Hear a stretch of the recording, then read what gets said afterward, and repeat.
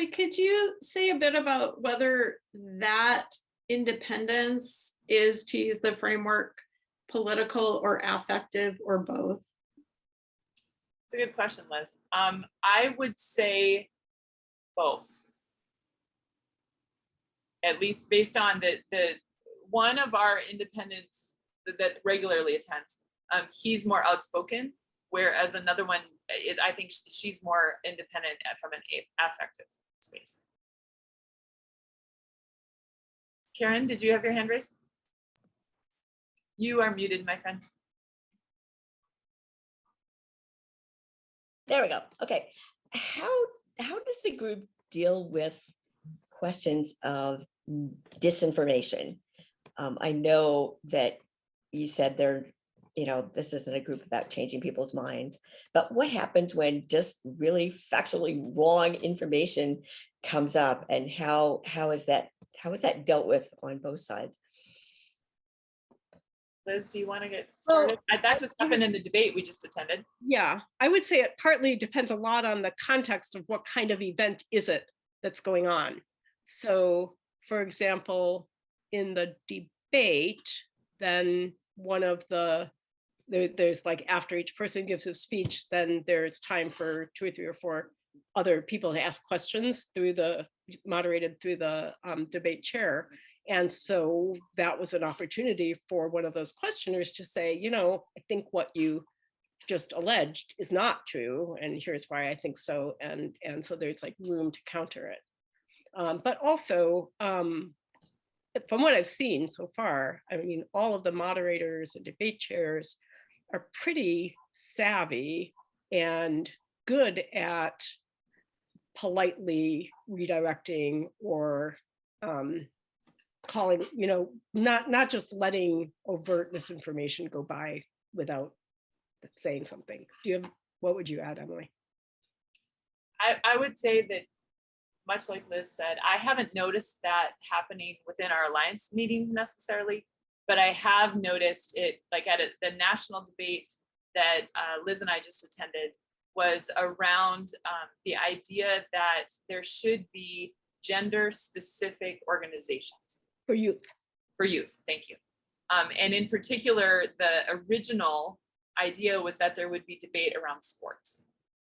And so if you have children who are identifying as trans, should a trans woman, a trans girl be able to play on a girls' team kind of thing? And that was the intent. That is not where the conversation went. And when I was part of the debrief, that was one of the things that the chair and some of the other facilitators commented on, was the freedom to let it there was some conversation more around gender and some really amazing, vulnerable speakers. There was a trans man who spoke. So within that, I think that like Liz said, I have seen at the national level, I was on a debate about mask mandates, and I was just a participant. And there were 200 people on that debate. And so I've seen the chair or the moderator, again, sort of jump in and may say something to the effect of, there's a lot of different ways that people receive information. And we're actually not here to debate facts. Or if it is just outright, I've even seen debate chairs and some other folks just say, I'm going to disagree with you. However, I'm not sure that that's factually accurate. And then they sort of move forward, but we don't get stuck in that place. Okay. Thank you. Who determines the topics of the debate? I mean, do you have so many, who finally comes to the one that will be debated? So again, this is going to depend on where at the level. So most of the debates are happening at the national level. And so there is a national debate team. So they are chairs and folks who are managing, because they're all happening via Zoom. There's also college debates that are happening. And so the college debate team will work with the local colleges to try to get a sense of what's a hot topic that college students are exploring together. So they want to make it relevant. But I know for ours, one of the things that happens, and I actually think it was one of our independents who talked about the new police reform laws. in Washington that made one of our blue chairs go, wait, I don't know that much about that.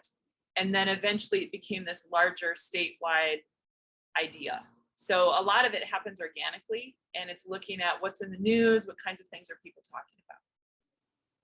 I also just want to share, there's a Braver Angels podcast, which we haven't mentioned. And so about a year ago, there was a Braver Angels debate on kind of is voter suppression a problem, or was the election stolen? And the national level people, before deciding to hold the debate, had to decide whether it even was something that could be debated, in the sense of fact versus not.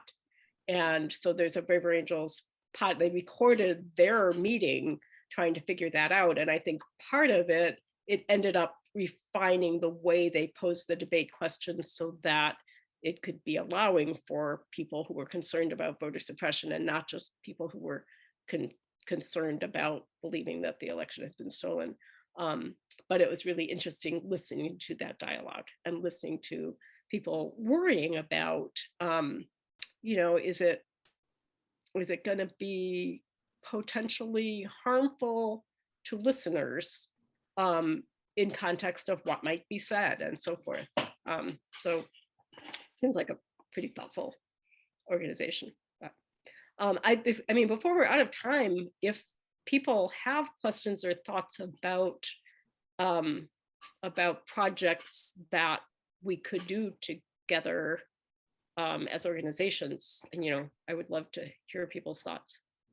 Well, one thing we're doing, and it's not exactly collaboration, but we are promoting Your Police Debate. And we do appreciate that. I saw Yeah, that. so, so we are spreading the word through that. So it's collaboration, endorsement, whatever. So I'm excited to see the debate. And if you don't know these debates, you don't have to participate. You just, you could be watch. audience. Yeah, you're just the audience. And when you go on to register, what's your name, what's your email, do you lean red or blue, independent, or prefer not to say? And then they will ask you, do you want to contribute to the debate? And if you did, would you contribute on the pro or the con side of the question? You just say, no, don't want to. And that's fine. And, I've seen some of these debates. Yeah, hundreds of people show up for the national ones. I don't know that this one won't probably, because so many states are struggling with this. I don't know that this one won't also kind of, fire across the nation as well, because it is an issue. And to see the situation in Washington. And I do know that Braver Angels here, the Alliance, have worked very hard to make sure it's a compelling and interesting debate, but also the topic. I mean, it's going to be a good one. But yes, we're always looking for ways to collaborate. We just need to figure that out. Yeah. So my part of what motivated me to get more active in League of Women Voters was that now I'm retired and I have more time, and I've always sent money to League of Women Voters, but I've never actually done anything. But so part of it was just wanting to be a good citizen, and League of Women Voters does great things, which I don't want to trivialize. But the other part of it was this, when I was joining Braver Angels, wouldn't it be wonderful to be able to have red blue workshops in our county, because I can see some, not as much gridlock maybe as in some situations, but there's certainly, between the maskers and anti-maskers and vaxxers and anti-vaxxers in the schools. We've got polarization here as well. And so it seemed like League would be a great organization to work with, but frankly, the League is left-leaning. Even if it was founded to be independent, middle of the ground, and even if it's valid that the forums for candidates are structured so as to be neutral, which is all wonderful, but it's a left-leaning organization. And so where to find the Republicans and engage them and convince them that the goals really are neutrality and fence mending and getting to a place that more good can happen in this county together. I think we've alluded to, Braver Angels tends to have more blues than reds because for various reasons, at least as articulated when we've wondered with the Reds in our own alliance about why that is, it's like there is less trust. There's more worry that there's actually a hidden agenda. You might say that you're neutral, but we don't believe you. So I don't know if something like that is going to be possible, but I appreciate anybody who's brainstorming with me about it, whether or not it's through the league explicitly versus sending me an email if there's folks involved with something or other that I should reach out to.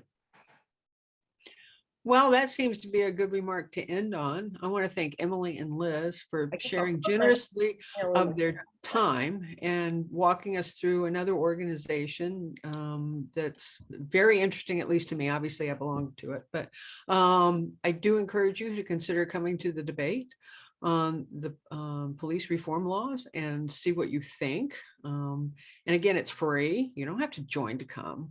And stuff. And it's just an interesting group. And I do look forward to us figuring out more possible ways to collaborate and to work together in the future. And with that, I would say thank you all for coming today. It was very nice for you to spend your time, and look forward to seeing you again in another Lunch and Learn or equivalent.